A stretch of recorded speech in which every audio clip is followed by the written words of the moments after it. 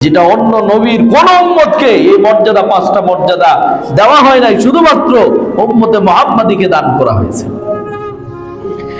এক নম্বর মর্যাদা, নবী বলেন মানুষ যখন রোজা রাখে, এই রোজা রাখার কারণে পেট খালি হয়ে যায়, পাকস্থলী খালি হওয়ার কারণে তার মুখের মধ্যে একটা দুর্গন্ধ তৈরি হয়।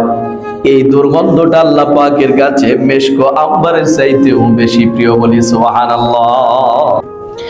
দুই নম্বর ফজিলত, আল্লাহর নবী সাল্লাল্লাহু আলাইহি ওয়াসাল্লাম বলেন আমার উম্মতের রোজাদার যারা হবে, এই রোজাদারদের জন্য আল্লাহর সমস্ত মাখলুকাত দোয়া করতে থাকে মাগফিরাতের, বলি সুবহানাল্লাহ।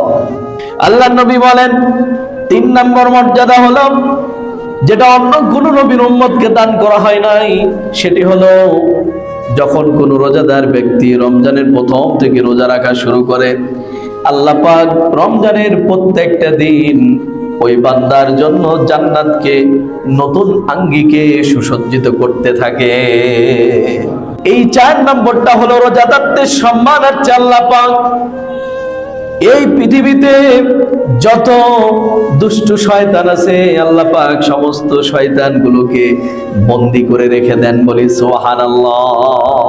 আর পাঁচ নম্বরে নবী করিম সাল্লাল্লাহু আলাইহি ওয়াসাল্লাম বললেন রমজান মাসে যখন রোজাদারেরা রোজা রাখা শুরু করে দেয়, রমজানের শেষ দিনগুলোতে আল্লাহ পাক সমস্ত রোজাদারদেরকে আল্লাহ মাফ করে দেয়।